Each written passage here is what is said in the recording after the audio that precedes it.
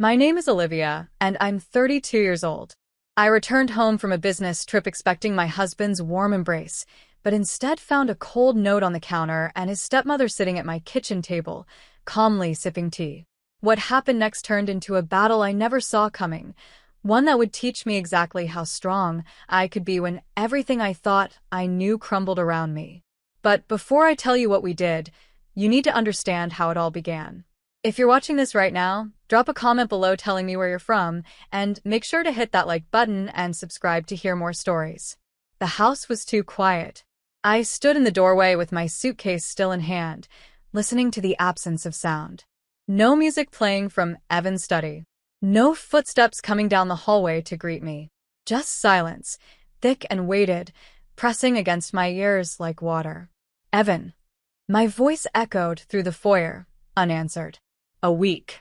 I'd only been gone a week for that conference in Boston, and already the house felt foreign. Wrong. I wheeled my suitcase inside and noticed them immediately. Two other suitcases in the hallway, half-packed, clothes spilling out of one like someone had been interrupted mid-escape. A silk scarf I didn't recognize. A perfume bottle that wasn't mine, cap off, the scent clinging to the air like an accusation. My heart began to pound, that sick, anticipatory rhythm that knows something terrible before your mind catches up. I walked toward the kitchen, my heels clicking against the hardwood with an urgency I didn't quite understand yet. That's when I saw it, a folded piece of paper on the granite counter, propped against the fruit bowl like a casual afterthought. My name was scrawled across the front in Evan's confident handwriting. My hands trembled as I unfolded it. Gone to Cabo with Jessica. You'll stay and help stepmom. She's expecting you. I read it 3 times. 4. The words didn't change. They sat there on the page, each one a small blade. Gone. Jessica. You'll stay. Not a request. Not an apology. A command. Jessica. His assistant. The 26-year-old with the perfect smile and the way of laughing at everything he said like he was the most brilliant man alive. The woman who sent him texts at midnight about urgent work matters and whose name appeared on his phone screen more often than mine. I felt something crack inside my chest, a hairline fracture spreading through what was left of my trust. You're early. I spun around, the note crumpling in my fist. Marjorie sat at the kitchen table like she'd been there all along, a teacup raised halfway to her lips. Evan's stepmother. Elegant in that effortless way some women achieve in their 60s, silver hair pulled back in a neat twist, a cashmere cardigan the color of cream, pearls at her throat. Her eyes were sharp, taking me in with the assessing gaze of someone who missed nothing. My voice caught. What are you doing here? Waiting, she said simply, setting down her cup with a delicate clink. Evan said you'd need help settling in. That you'd be upset. Upset. Such a small, inadequate word for the betrayal blooming in my chest. I looked down at the note again, at those cruel, casual words. You'll stay and help stepmom. Like I was a child being assigned homework. Like I didn't matter enough to consult. Sit, Marjorie said, not unkindly. She gestured to the chair across from her, where another teacup waited, already filled. Steam rose from it in delicate spirals. Drink. You'll need it. I wanted to scream, to throw something, to call Evan and demand answers. Instead, I found myself sinking into the chair, numb and disconnected from my own body. The note fell from my hands onto the table between us. Marjorie's eyes flicked to it, but she didn't pick it up. Didn't need to. She already knew what it said. How long have you known? I asked, my voice barely above a whisper. She took another sip of tea, considering her words. About Jessica? Or about Evan's tendency to disappoint the women in his life? The bitterness in her tone surprised me. I'd always thought of Marjorie as the dutiful stepmother, the elegant widow who'd married Evan's father late in life and played her role with grace. But there was something else in her eyes now, something hard and knowing. He's predictable, she continued, setting her cup down with deliberate care. Just like his father was. I wrapped my hands around my own teacup, needing something to anchor me. The warmth seeped into my palms, but it did nothing to thaw the ice forming in my veins. You knew he was leaving? I knew he was planning something. Men like Evan don't suddenly book vacations without telling their wives unless they're running from something. Or toward someone. She paused, her gaze steady on mine. But I suppose you knew that too, didn't you? Deep down. Had I? I thought about the late nights at the office, the business trips that seemed to multiply, the way he'd grown distant over the past 6 months, the way he looked through me instead of at me. I'd told myself it was stress, work, the pressures of his career. But hadn't there been a voice, small and insistent, whispering that something was wrong? I'd silenced it, pushed it down, convinced myself I was being paranoid. I didn't want to see it, I admitted, the words tasting like ash. None of us do. Marjorie's expression softened slightly, something almost like sympathy crossing her features. But now you have no choice. I stood abruptly, the chair scraping against the floor. I needed to move, to do something. I walked through the house, really looking at it for the first time since I'd arrived. The living room looked different, furniture slightly rearranged, as if someone had been redecorating. My favorite mug, the chipped blue one I used every morning, was missing from the dish rack. A photograph of Evan and me from our honeymoon, usually displayed on the mantel, had been turned face down. In our bedroom, his closet gaped open, half empty. His favorite suits were gone. His expensive watch, the one his father had given him, missing from the dresser. He hadn't just left for a vacation. He'd evacuated pieces of himself from this house, from our life together. The humiliation was a living thing, writhing in my stomach. How long had he been planning this? How many lies had he told while I smiled and played the devoted wife? I returned to the kitchen to find Marjorie exactly where I'd left her, sipping her tea with the patience of someone who had all the time in the world. "You're not the first woman he's underestimated," she said quietly. Something in her tone made me pause. I studied her more carefully. The set of her shoulders, the tightness around her mouth. This wasn't just idle commentary. This was personal. "What do you mean?" She smiled, but it didn't reach her eyes. Evan learned from the best. His father was a master at making women feel small, insignificant, at making them doubt themselves while he did exactly as he pleased. She traced the rim of her teacup with one finger. I spent 15 years married to that man. 15 years of knowing about the affairs, the lies, the way he'd gaslight me into thinking I was crazy for questioning him. Then why did you stay?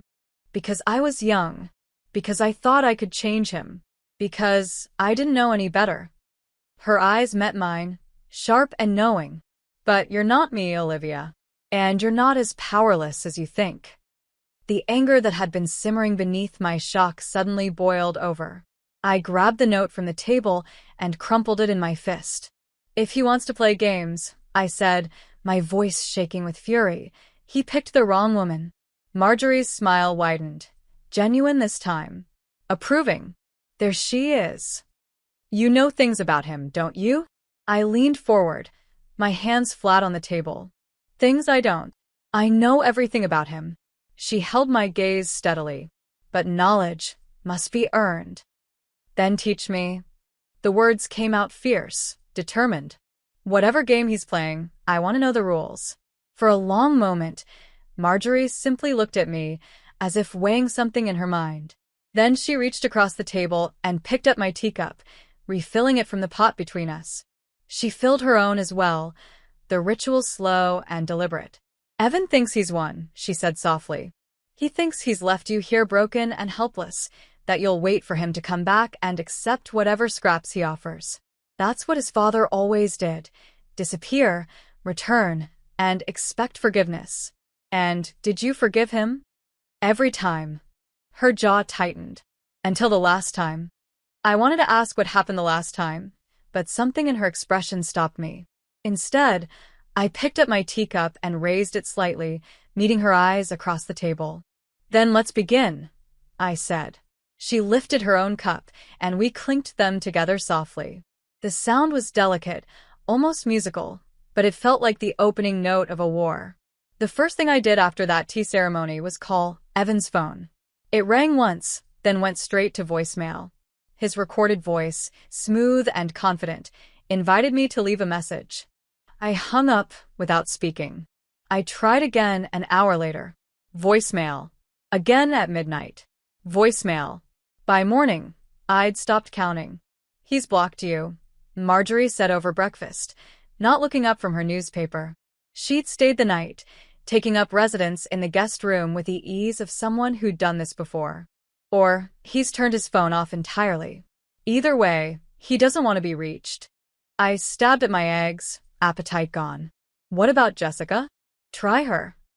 I pulled up Jessica's number, the one she'd given me at last year's holiday party with that bright smile and the promise that I could reach out anytime. The line rang twice, then disconnected with a hollow beep. I tried again. The number was no longer in service. Disconnected, I whispered, staring at my phone. Marjorie folded her newspaper with precise movements. Of course it is. They're covering their tracks. A terrible thought occurred to me. I opened my banking app, the one linked to our joint account, and watched the screen load with mounting dread. When the balance appeared, I felt the blood drain from my face. What is it? Marjorie was beside me in an instant. I turned the phone toward her, unable to speak. Our joint savings account, the one we'd been building for years, the one that held nearly $200,000, showed a balance of $3,247. When? Marjorie's voice was sharp. I scrolled through the transaction history with shaking fingers. 3 days ago. A single withdrawal. Almost everything. While you were away. It wasn't a question. Marjorie's expression hardened. He waited until you left, cleaned out the account, and ran. The room tilted. I gripped the edge of the table, trying to breathe. This can't be happening. This can't be. Olivia. Marjorie's hand closed over mine, firm and grounding. Look at me. This is happening. But we're going to fix it. How? He's taken everything. He's made his first mistake. She released my hand and stood, moving toward the doorway with purpose. Come with me. I followed her in a daze, through the living room and down the hall to Evan's study. I'd been in here 1,000 times, but Marjorie moved through it like she owned it, her fingers trailing along the bookshelf until she found what she was looking for, a leather-bound edition of Moby Dick that looked like it had never been opened. She pulled it from the shelf, and I heard a soft click. The entire bottom shelf swung forward on hidden hinges, revealing a small floor safe built into the wall. You knew about this? I breathed. Evan's father had the same setup in his study. Some men are depressingly unoriginal. She knelt before the safe, her fingers working the combination dial with practiced ease. How do you know the code? Because it's the same code his father used. Evan's birthday backwards. The safe clicked open. Like I said, unoriginal. She reached inside and pulled out a single manila envelope. The safe was otherwise empty, no cash, no documents, no jewelry. Just that envelope, and on it, written in black marker, were 2 words, "See, don't open." Marjorie handed it to me. Well, my fingers trembled as I broke the seal. Inside was a single sheet of paper, but it wasn't a letter. It was a photocopy of a bank statement, an account I'd never seen before, in Evan's name only, showing a balance of over $500,000. He's been hiding money, I whispered. From me. From us. Not just hiding it. Look at the deposits. I scanned the entries. Regular deposits, always on the same dates. The amounts varied, but the pattern was clear. This had been going on for over 2 years. These match. I pulled out my phone, comparing dates. These are from our joint account. Small amounts, a few hundred here and there. I never noticed. He counted on that. Marjorie sat back on her heels, studying my face. He's been preparing for this, Olivia. This wasn't a spontaneous trip. This was an escape plan. The betrayal was so layered, so complete, that I couldn't process it all at once. Every time I thought I'd reached the bottom of his deception, another level opened up beneath me. Marjorie stood, brushing off her slacks. There's something else you should know. About Evan and this house. We returned to the kitchen, and this time, She was the one who made tea. I watched her move through the space with familiar ease, and I realized she'd probably spent more time in this house than I'd thought. When Evan's father died, she began, settling into her chair. Everyone assumed Evan would inherit everything. The house, the investments, the business holdings. That's certainly what Evan assumed. But he didn't. No. His father left everything to me. She said it matter-of-factly, but I caught the flash of something in her eyes. Pride, maybe. Or vindication. The will was very clear. Evan received a trust fund with conditions. He had to maintain stable employment, stay married, and pass a character review every 5 years. If he failed any of those conditions, the money reverted to me. I felt my eyes widen. And this, running off to Cabo with his assistant, would violate at least 2 of those conditions. Yes. Marjorie sipped her tea. Evan has been trying to contest the will for 3 years. That's where a lot of his money has gone, legal fees. And he's been losing. So he's desperate. Desperate men do desperate things. Like drain their wife's bank account and disappear. My phone buzzed. A text from an unknown number. If she calls, tell her I'm in meetings. Don't ruin this for me. I showed it to Marjorie. This wasn't meant for me. No. Check the number. I did. It was saved in my phone as Liam, Evan's partner. Marjorie smiled grimly. Call him. I did. Liam picked up on the 3rd ring, his voice jovial and unsuspecting. Evan. That was fast. Listen, I already told her you're. This is his wife. I said, my voice ice. Silence. Then. Oh. Olivia. I thought. You thought you were helping him lie to me. Tell me where he is, Liam. I can't. I don't actually know. He just said to cover for him, if you called the office. Said he needed some time to what? Think. Plan his exit strategy. Rage made my voice shake. Do you know about Jessica? Another pause. I've met her, but I don't know anything about. Liar. I hung up. Marjorie was watching me with something like approval. You're starting to see it now, aren't you? How deep this goes. I nodded, numb. He's been planning this for months. Maybe longer. At least a year, I'd say. She pulled a folder from her bag. When had she brought that into the kitchen and spread its contents across the table? Printed emails, dozens of them, all from Evan's personal account to various addresses. Some to lawyers, some to financial advisors, and some to an email address I didn't recognize, jessicat_free@gmail.com. How did you get these? Evan isn't the only one who can plan ahead. Marjorie's smile was sharp. I've had access to his email for 6 months. His father taught him to keep detailed records of everything, which makes him remarkably easy to monitor. I picked up one of the emails at random. Need to move the assets before she notices. Can you help expedite the offshore transfers? Another. She's leaving for Boston next week. That's our window. And another. This one to Jessica. Once we're clear, we'll never have to hide again. Just a few more weeks of pretending. The words blurred as tears filled my eyes. I'd thought his distance was about work stress, about the struggles with his father's will, about anything except the truth, that he'd simply stopped loving me, if he ever had at all. I feel like such a fool, I whispered. Marjorie reached across the table and gripped my hand, her fingers surprisingly strong. Pain clears the fog, she said. Now we see him clearly. And more importantly, he doesn't see us at all. I wiped my eyes, forcing myself to focus. You said you've been helping me, but you're helping yourself too, aren't you? She didn't deny it. Evan has been trying to prove I manipulated his father, that I'm senile, that the will should be overturned. If he succeeds, I lose everything. So yes, I have my own reasons for wanting to see him fail. At least you're honest about it. Honesty is all we have now. She released my hand and began gathering the emails back into their folder. We both want the same thing, to make sure Evan faces consequences for what he's done. The question is, are you willing to do what it takes? I thought about the last 5 years of marriage. The way I'd molded myself to fit his expectations, Made myself smaller so he could feel bigger. The sacrifices I'd made for his career, while mine stagnated. The friends I'd lost because he found them tiresome. The version of myself I'd abandoned to become his perfect wife. And for what? So he could steal from me and run off with a woman half his age? What do we do?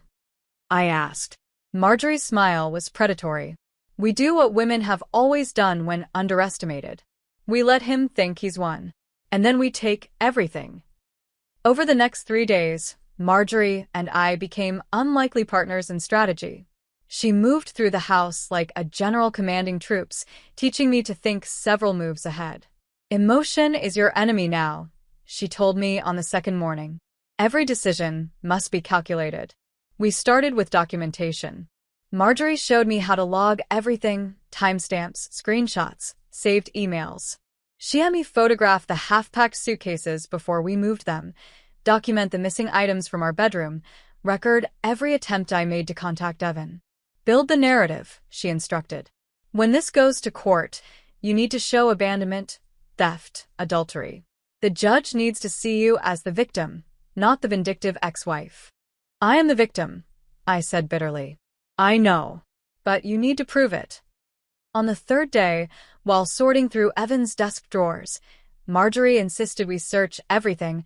I found a photograph tucked into an old leather journal. It showed a younger Marjorie and Evan's father standing close together on what looked like a beach at sunset.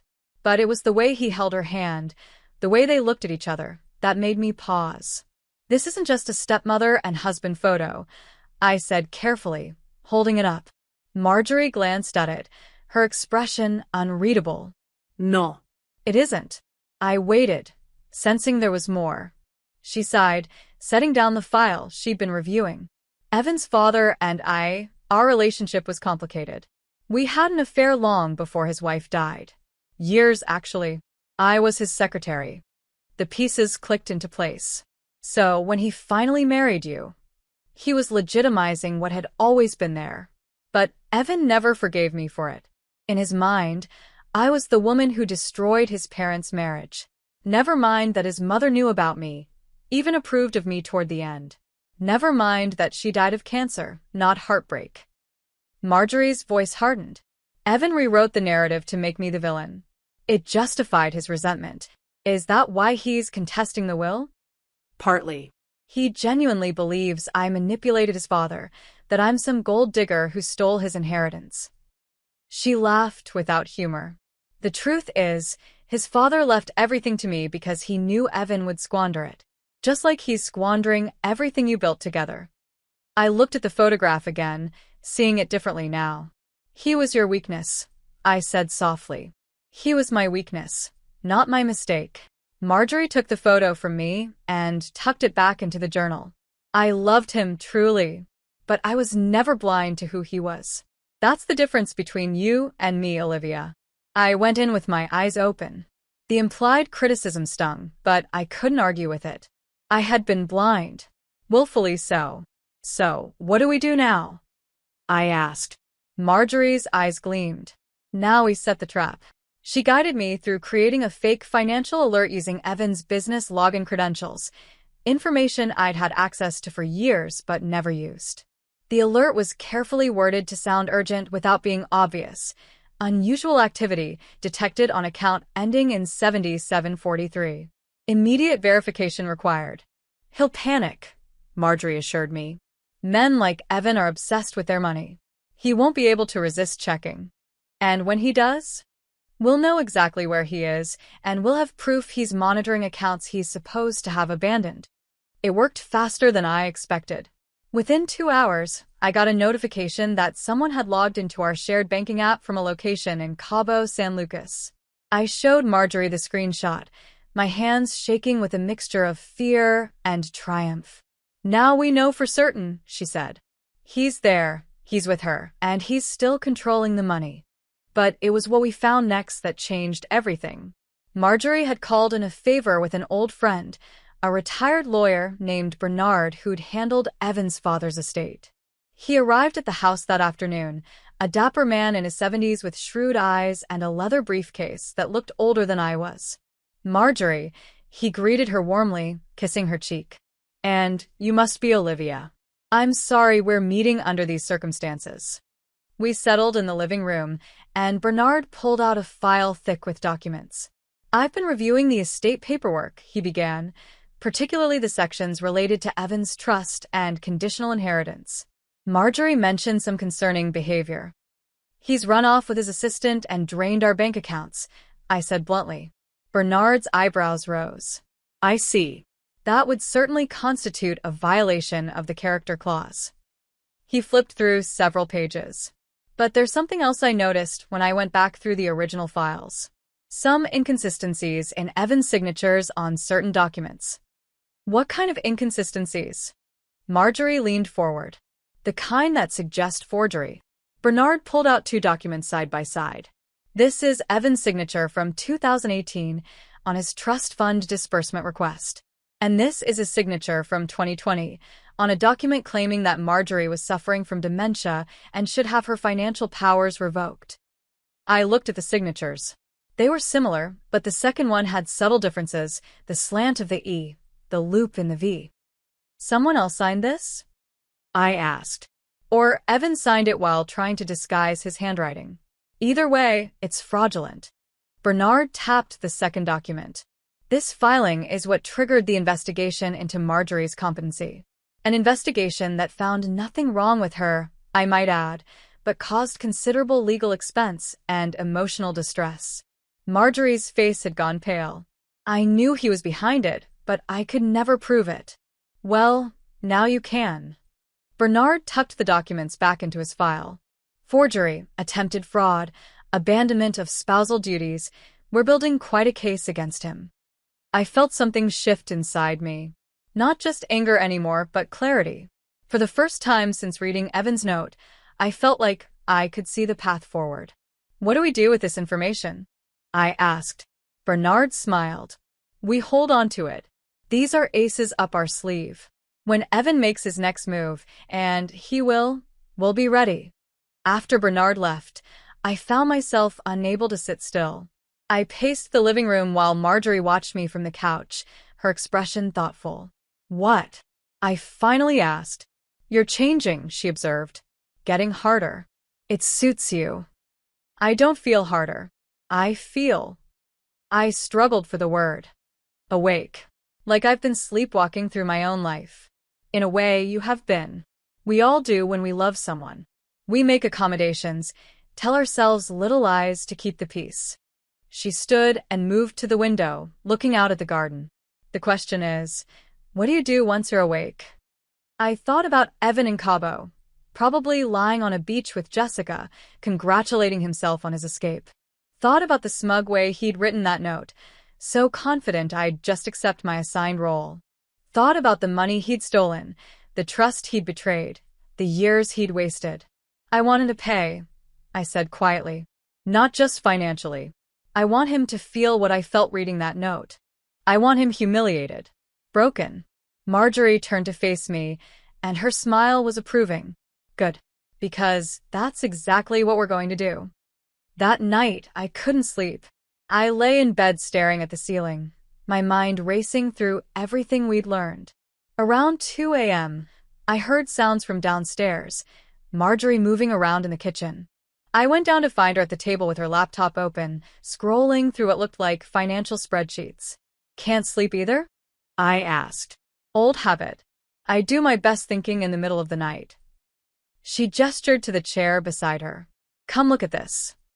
She'd pulled up Evan's credit card statements, how she'd gotten access, I didn't want to know, and was highlighting certain transactions.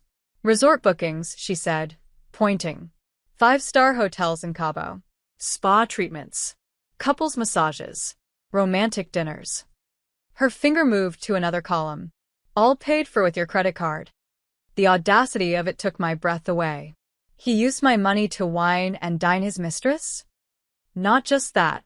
Look at the dates. Some of these bookings were made 3 months ago. He's been planning this trip since August. I felt sick. August was when I told him about the promotion I was up for at work. He'd seemed supportive, said all the right things. Now I wondered if he'd seen it as his opportunity, keep me distracted with career ambitions while he plotted his exit. There's more, Marjorie continued, opening another window. I found a voicemail in his saved messages folder. He forgot to log out of his cloud account on the desktop computer in his study. She clicked play. Evan's voice filled the kitchen, smooth and casual. If she calls, tell her I'm in meetings. Don't ruin this for me, Liam. I'm so close to being free. Free. As if I were a prison he'd been trapped in. When was this recorded? I asked through clenched teeth. 2 weeks ago. Right after you confirmed your Boston trip. I stood abruptly, my chair scraping against the floor. I need air. I walked out to the back patio, wrapping my arms around myself in the cool night air. Behind me, I heard Marjorie follow. I know this is painful, she said gently, but we need to use it. Every piece of evidence, every moment of betrayal, it all becomes ammunition. I feel like I'm disappearing, I admitted. Like the person I thought I was, the life I thought I had. None of it was real. It was real to you. That matters. Marjorie stood beside me, both of us looking out at the dark garden. But now you get to decide who you become next. The question is, do you want to be the woman who was destroyed by this? Or the woman who destroyed him for doing it? I thought about it for a long moment. Then I turned to her. I overheard you on the phone last night, I said. You told someone, yes, she's in. It's working. Were you talking about me? Marjorie had the grace to look slightly abashed. I was talking to Bernard, confirming that you were committed to pursuing legal action. Are you sure? Because sometimes I wonder if you're using me to get back at Evan for what he put you through.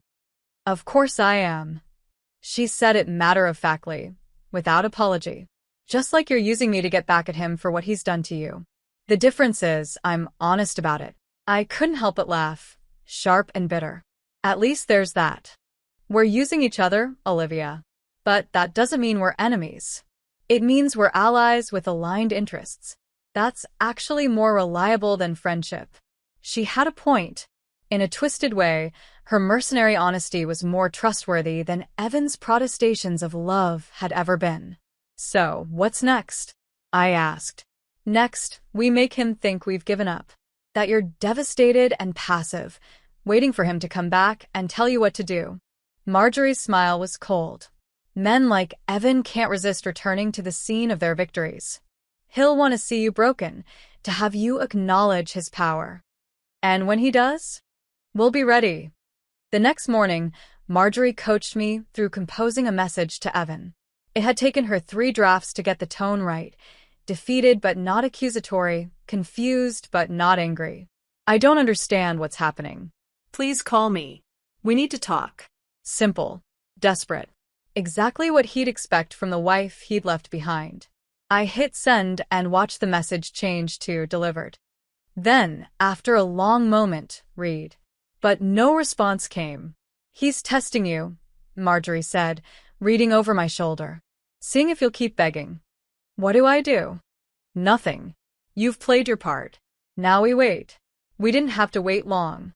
That afternoon, I found a flash drive hidden in Evan's desk drawer, tucked inside a hollowed-out book. The label read insurance in his handwriting. My hands shook as I plugged it into my laptop. The drive contained dozens of audio files, all labeled with dates.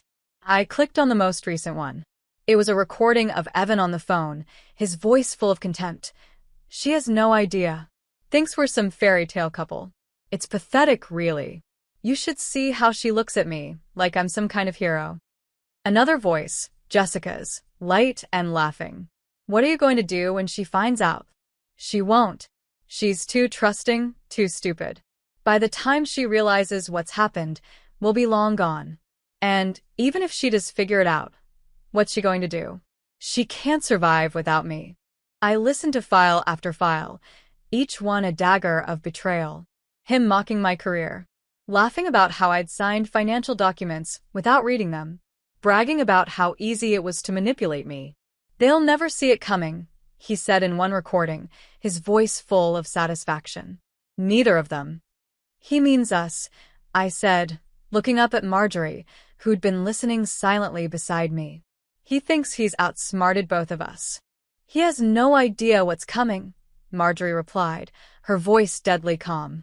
I saved every file, backed them up to 3 different locations, and then removed the flash drive. Confrontation? I asked. Not yet. Marjorie's mind was clearly working several steps ahead. But soon. First, we need to set one more trap.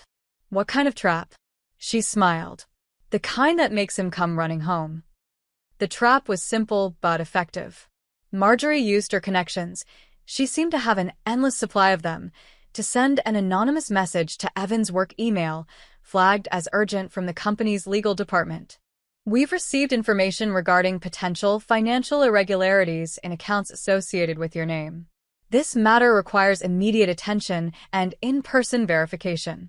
Failure to respond within 48 hours may result in police investigation. It's vague enough to be terrifying, Marjorie explained. He won't know exactly what we know, which will make him panic. And panic makes people careless. 36 hours later, I heard a car in the driveway. I was in the living room when the front door opened. Evan walked in like he owned the place, which I supposed he still legally did, carrying a duffel bag and looking annoyingly tan. He stopped short when he saw me sitting there, Marjorie beside me, both of us with teacups in hand, like we were hosting a civilized afternoon gathering. Olivia. His surprise was quickly masked by false warmth. Baby, I'm so glad you're here. I've been trying to reach you. The lie was so smooth, so practiced, that I almost believed it despite knowing better. Really? I kept my voice carefully neutral, because my calls went straight to voicemail. Phone problems. He set down his bag and moved toward me, arms outstretched. It's been a nightmare, but I'm back now, and we can. Sit down, Evan. Marjorie's voice cut through his performance like a knife. We need to talk. He finally seemed to register her presence, and something flickered across his face. Annoyance, maybe, or concern. Mother. I didn't realize you'd still be here. Where else would I be? Your wife needed support after you abandoned her. The word, abandoned, hung in the air, heavy with legal implications. Evan's jaw tightened, but he forced a smile. I didn't abandon anyone. I left a note explaining everything. Gone to Cabo with Jessica? I quoted. That's your idea of an explanation? It was a work trip. Jessica is my assistant, you know that. He moved to the chair across from us, but remained standing, maintaining the height advantage. The whole thing has been blown out of proportion. Has it? Marjorie's tone was mild, but her eyes were sharp. Then perhaps you can explain why you withdrew $200,000 from your joint account without telling your wife? His confident mask slipped for just a second. I needed to move some funds. For the business. It's all documented. Of course it is. I reached for the folder on the coffee table. Just like these hotel receipts are documented. The couple's spa treatments. The romantic dinners. All paid for with my credit card. I spread them across the table. Evan's eyes darted over the papers, and I saw him calculating, trying to figure out what else we knew. This isn't what it looks like, he tried. It looks like theft and adultery, Marjorie said pleasantly. But please, explain how we're misunderstanding. Evan's charm was cracking, frustration bleeding through. I don't have to explain anything. This is my house. Actually, Marjorie interrupted, it's my house. Per your father's will. You're simply allowed to reside here under certain conditions. Conditions you appear to be violating. The color drained from his face. You can't. Oh, but I can. She stood, moving to stand beside my chair like a general surveying the battlefield. Your father's will was very clear about the character requirements. Abandoning your spouse, committing adultery, engaging in financial fraud. Any of these would be grounds for revoking your access to the trust. You're bluffing. But his voice had lost its confidence. Am I? Marjorie gestured to me. Olivia, would you like to show him what else we found? I pulled out my phone and played one of the audio files. Evan's recorded voice filled the room. She has no idea. Thinks we're some fairy tale couple. It's pathetic, really. I watched his face as he realized what he was hearing. The horror was satisfying. Where did you get that? He demanded. From the flash drive in your study. The one labeled insurance. I stopped the playback. Interesting choice of words. Were you planning to use these recordings to blackmail us somehow? Or just to relive how clever you thought you were? You had no right. And you had no right to steal from me. My calm shattered, rage pouring through the cracks. No right to mock me, humiliate me, plan your escape while pretending to be my husband. Olivia. No. I stood, facing him across the coffee table. You don't get to Olivia me anymore. You don't get to smile and charm and make this go away. Not this time. His expression hardened, the mask fully dropping now.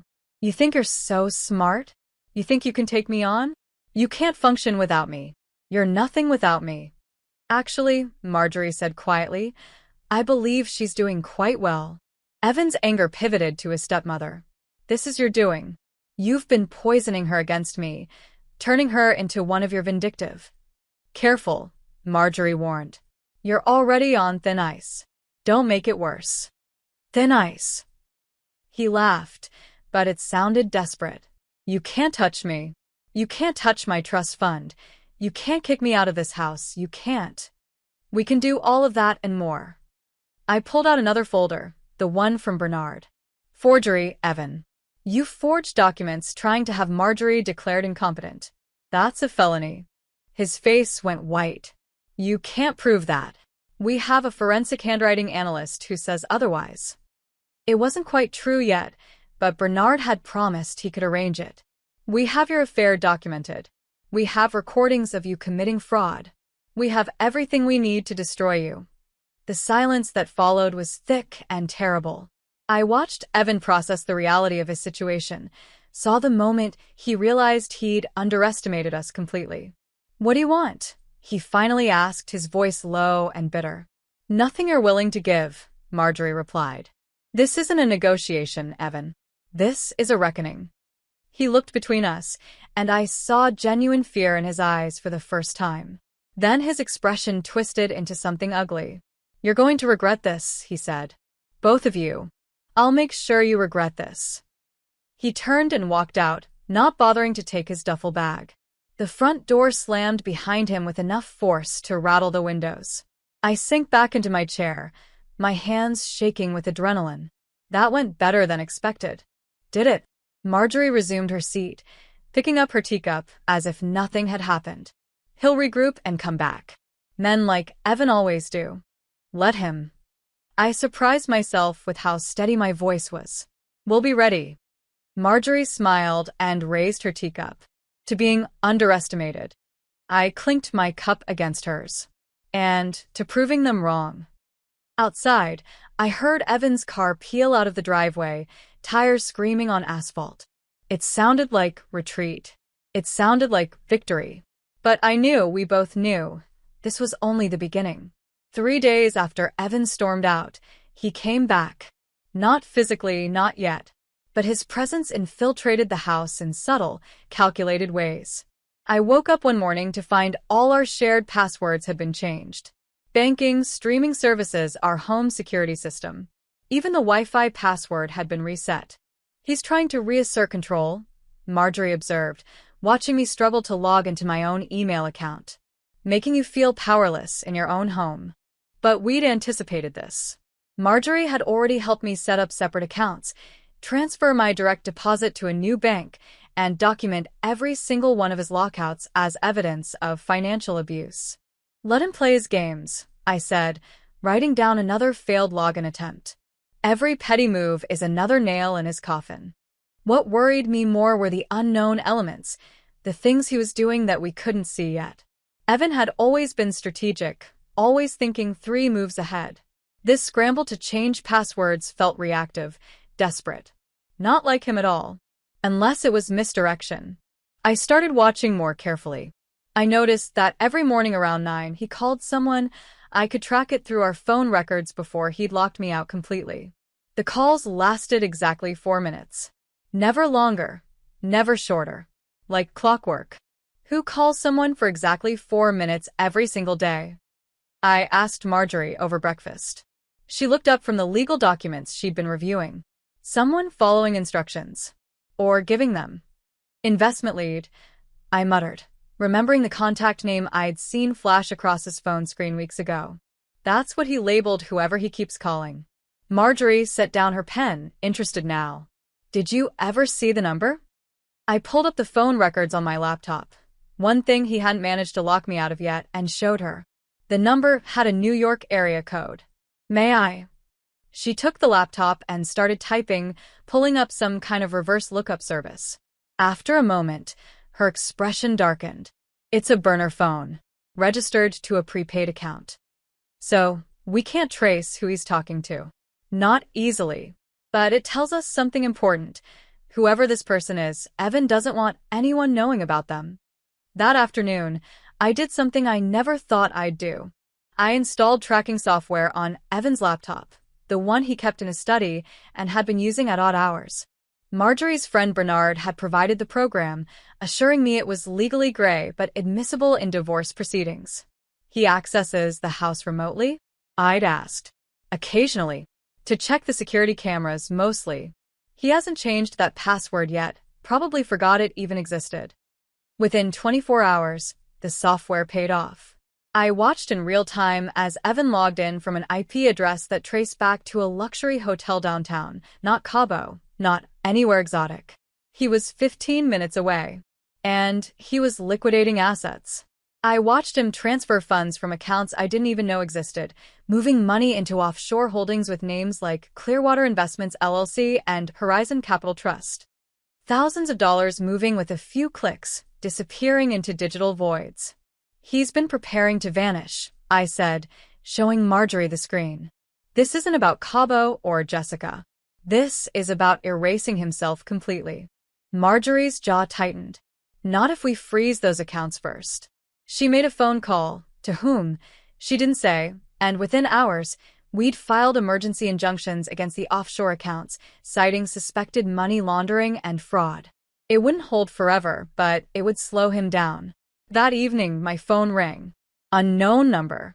I almost didn't answer, but something made me pick up. You're making a mistake. Evan's voice was cold, controlled. Gone was any pretense of the charming husband. Whatever Marjorie's told you, whatever lies she's fed you, you need to stop. Is that a threat? It's advice. From someone who still cares about you. I laughed, sharp and bitter. You don't get to care about me anymore. You lost that right when you stole from me. I didn't steal anything. That money was always mine. I earned it, I managed it. With my credit cards, using my accounts as collateral, while lying to my face. My grip on the phone tightened. You know what I found yesterday, Evan? Receipts from January.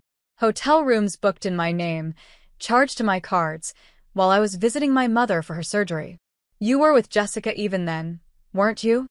Silence. Then, Olivia? Don't. Just don't. I felt Marjorie's hand on my shoulder, steadying me.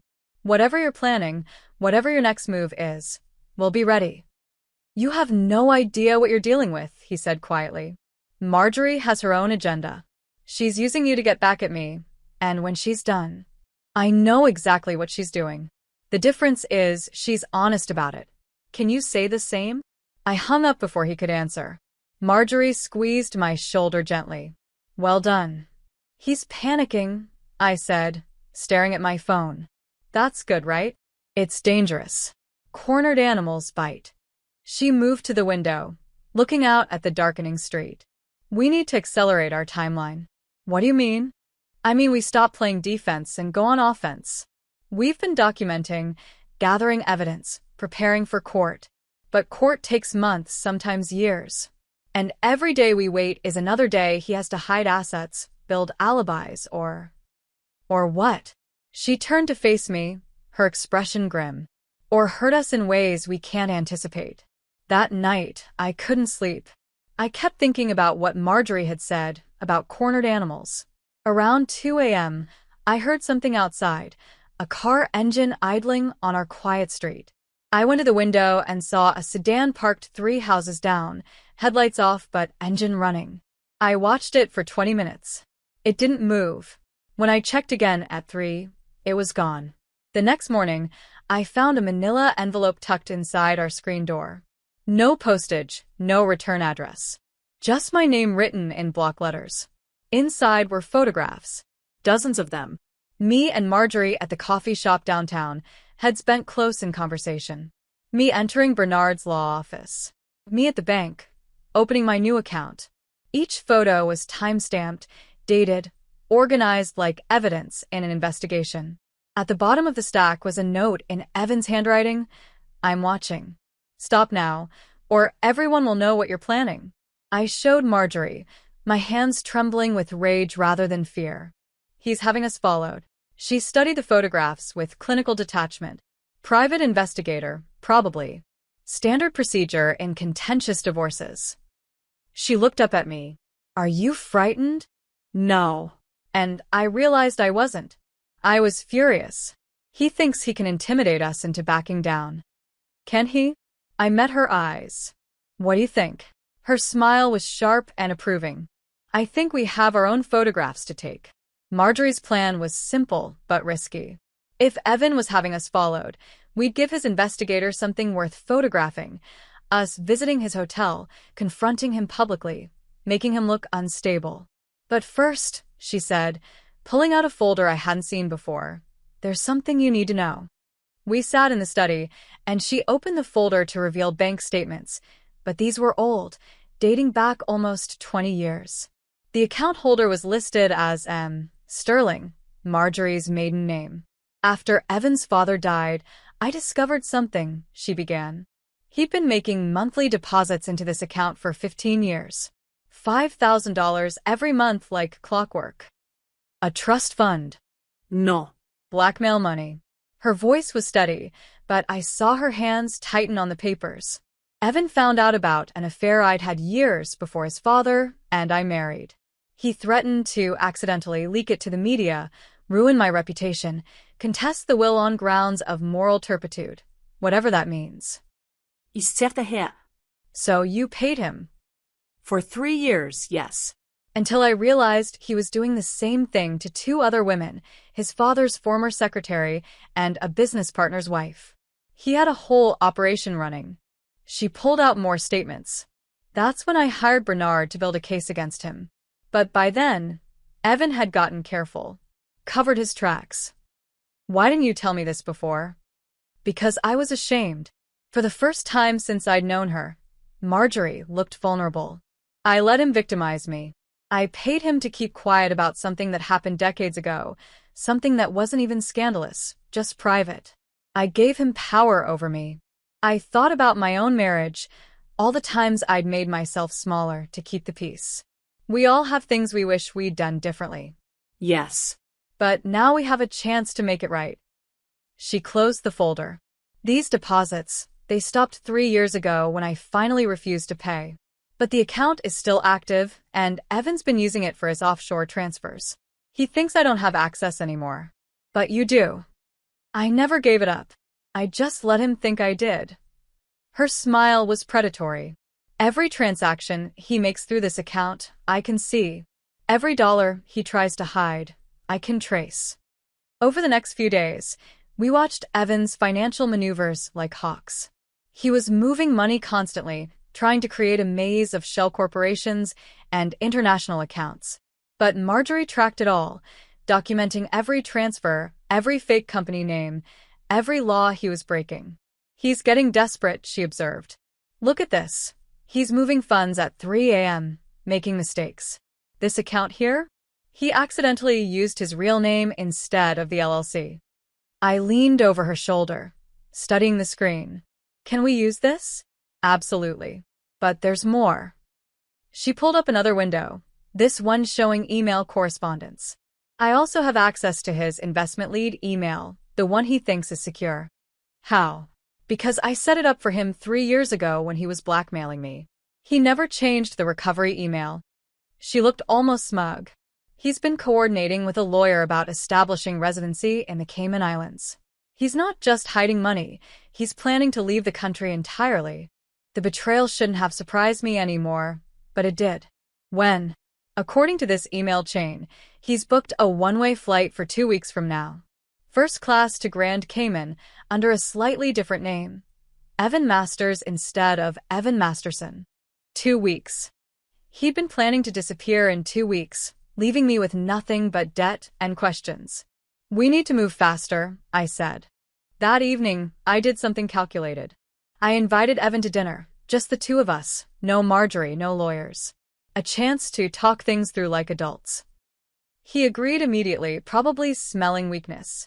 We met at an upscale restaurant downtown, the kind of place where we'd celebrated anniversaries. I wore the dress he'd always loved, styled my hair the way he preferred. I played the part of the confused, heartbroken wife perfectly. I just want to understand, I said, letting my voice waver. What did I do wrong? How did we get here? He reached across the table and took my hand, his expression full of counterfeit sympathy. You didn't do anything wrong, sweetheart. This isn't about you. Then what is it about? It's about me needing space. Time to figure things out. The lies rolled off his tongue so smoothly. I never meant to hurt you. I nodded, dabbing at my eyes with my napkin. Under the table, my phone was recording everything. And Jessica? Jessica is nothing.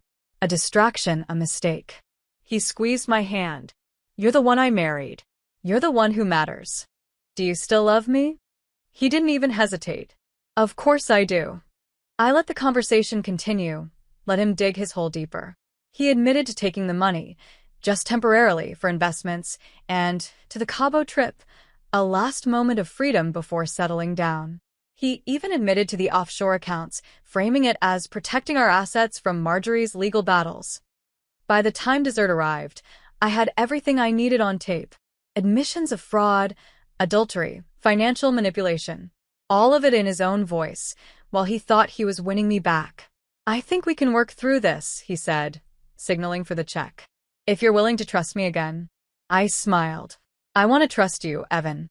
I really do. Then let's go home. Together.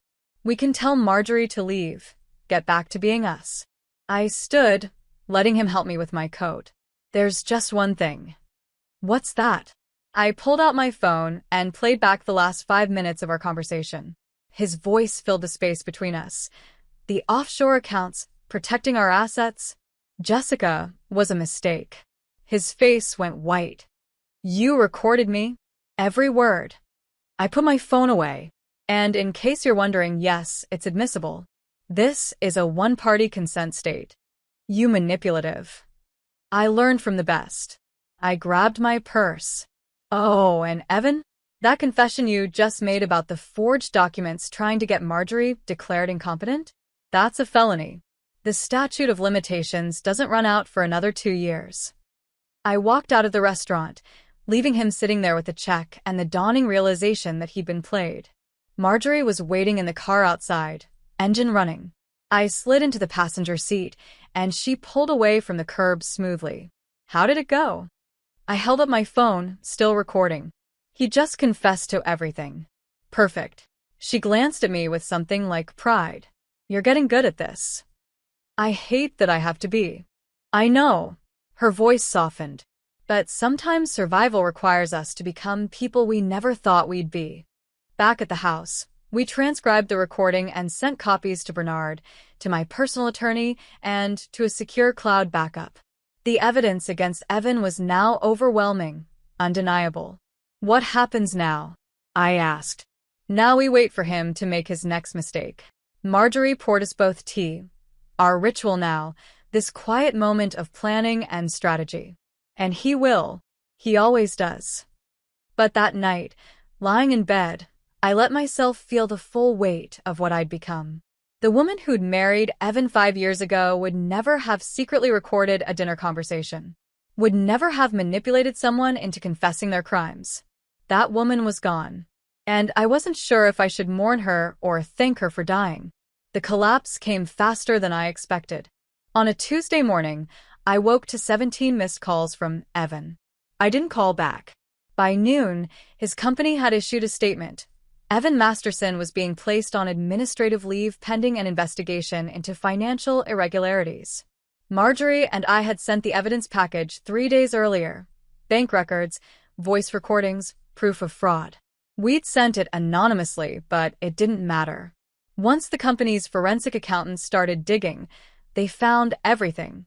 The affair with Jessica, the embezzled funds, the falsified expense reports. By evening, it was trending on LinkedIn. His entire professional life is imploding, Marjorie said, watching the news coverage on her tablet. Good. I should have felt satisfied. Instead, I felt hollow. This was the man I'd loved, the man I'd promised forever to.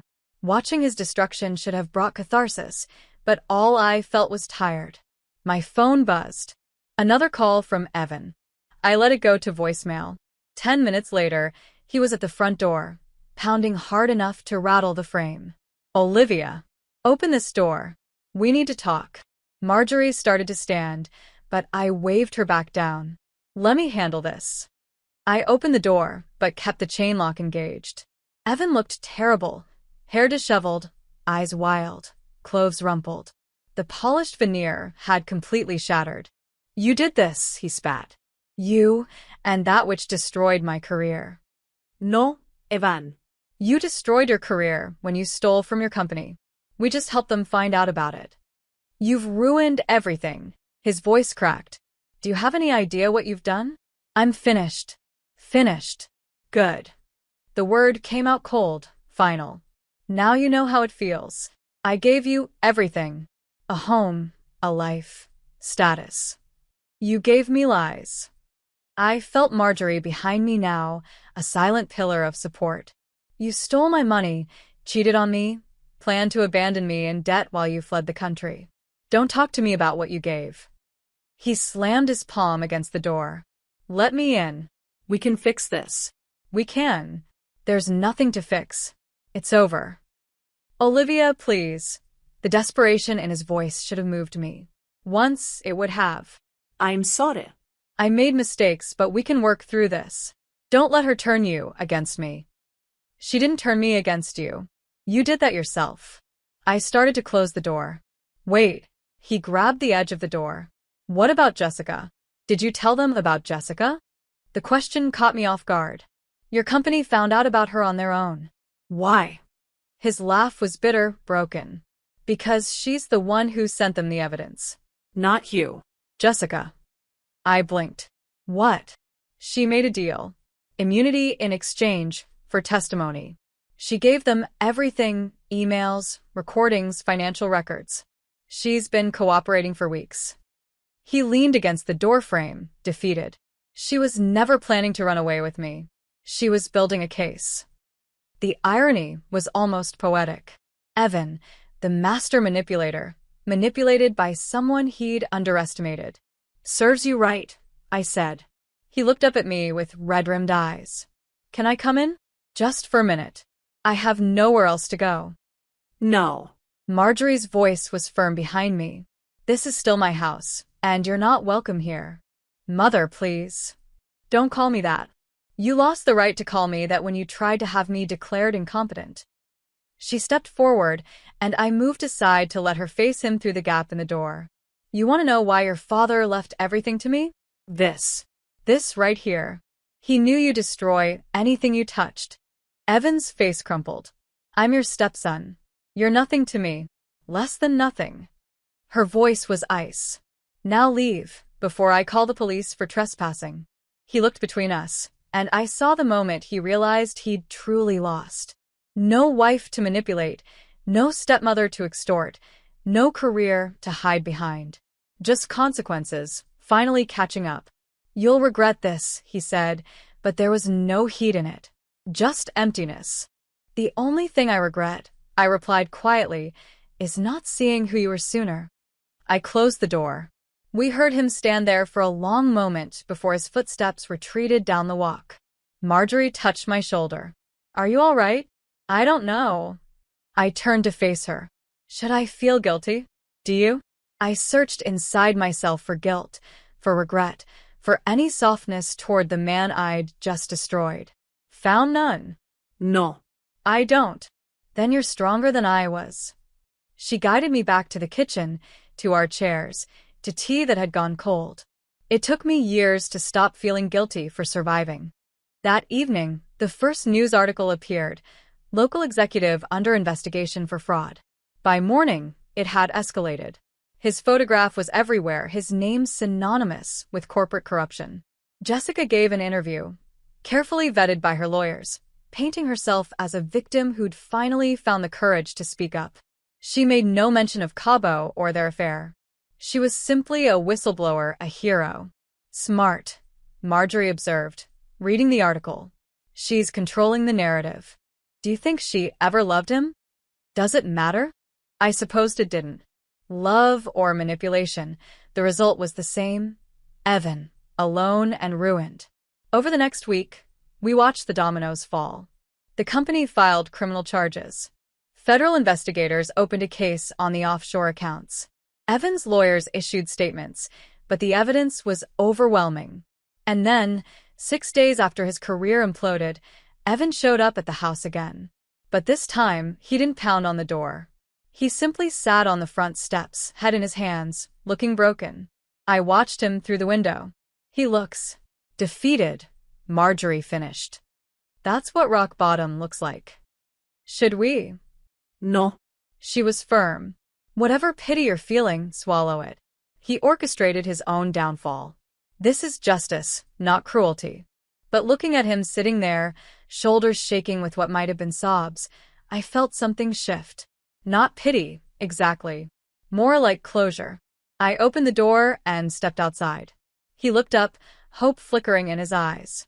Don't, I said, sitting down beside him on the step. I'm not here to forgive you. Then why are you here? Because I need to say something. I stared out at the street, at the normal houses with their normal problems. I loved you, really loved you, and you took that love and weaponized it. I know. I don't think you do. I don't think you understand what you've destroyed. I turned to face him. But you're going to. Every day for the rest of your life, you're going to live with what you did. And that's punishment enough. He was crying now, real tears. I'm sorry. For everything. I know you are. You're sorry you got caught. I stood. Goodbye, Evan. I walked back inside and locked the door. Through the window, I watched him sit there for another 10 minutes before finally standing and walking away. I never saw him again. 3 months later, the house felt different. Lighter somehow, like a weight had been lifted from its foundation. Evan had signed the divorce papers from jail. He'd been arrested for fraud and was awaiting trial. His lawyers had negotiated a plea deal, 3 years minimum, possible parole after 18 months. He'd also signed over all claims to joint assets, to the house, to anything that tied us together. I was free. How does it feel? Marjorie asked over our morning tea. She'd been staying in the guest room more often than not, and I'd grown accustomed to her presence. We'd become something like friends, bound by the battle we'd fought together. Strange, I admitted. Like waking up from a long dream. Or nightmare. Both, maybe. The settlement had been finalized the week before. I retained control of what remained of our joint assets. Not much, after Evan's spending spree, but enough to start over. My lawyer had also negotiated a payment from the company's insurance policy, compensation for my role as an unwitting victim in Evan's schemes. But the real surprise came from Marjorie. She handed me an envelope over breakfast, her expression unreadable. Open it. Inside were legal documents, a transfer of deed. My hands shook as I read the words. The property located at 47 Maple Street, all rights and privileges thereof, are hereby transferred to Olivia Catherine Masterson, Mei Chen. The house. I looked up at her. You're giving me the house? It's yours. It was always meant to be a home, not a battleground. She smiled softly. Evan's father would have wanted it this way. A fresh start for someone who deserves it. I can't accept this. You can and you will. Consider it payment for your services rendered. At my confused look, she laughed. Without you, Evan would have successfully contested the will. You gave me the ammunition I needed to finally put him away. This is the least I can do. I felt tears prick my eyes. Thank you. Thank you. She reached across and squeezed my hand. You saved me as much as I saved you. A week later, Marjorie packed her things. She was moving to a condo by the water, something smaller and easier to maintain. Will you visit? I asked, helping her load boxes into her car.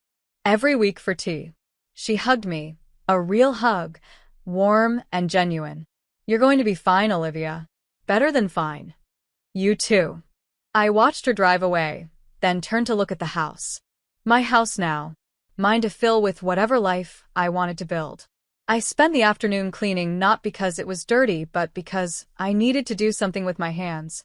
In Evan's old study, I found one last remnant of his presence, the note he'd left me that first day. Gone to Cabo with Jessica. You'll stay and help stepmom. She's expecting you. I carried it outside and burned it in the fire pit, watching the paper curl and blacken, the words disappearing into ash. It felt ceremonial, necessary. My phone buzzed. A news alert. Evan Masterson sentenced to 4 years for corporate fraud. 4 years. More than the plea deal. The judge had been harsh. I closed the notification without reading further. His story was over. Mine was just beginning. That evening, I sat in the living room, the same spot where I'd first returned from Boston to find my life in ruins. But now the room felt different. The furniture I'd rearranged. The photographs I'd replaced with new ones. The space I'd reclaimed as my own.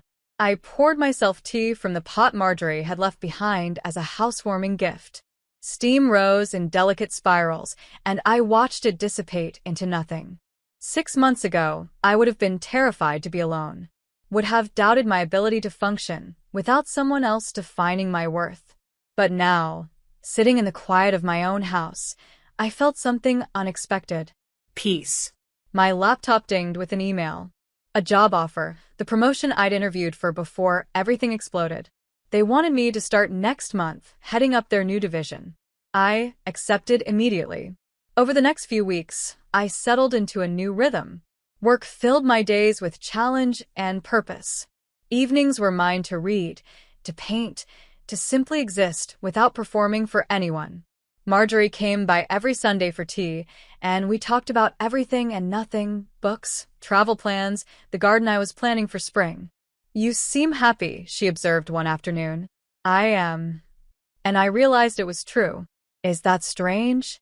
Not at all. Happiness is the best revenge. One morning, I received a letter forwarded from Evan's lawyer. Inside was a single sheet of paper, his handwriting shaky. I don't expect forgiveness. I just wanted you to know that you were right about everything. I'm sorry for who I was. I hope you build something beautiful without me. I read it twice, then filed it away in a drawer. Not forgiveness, but acknowledgement. That was enough.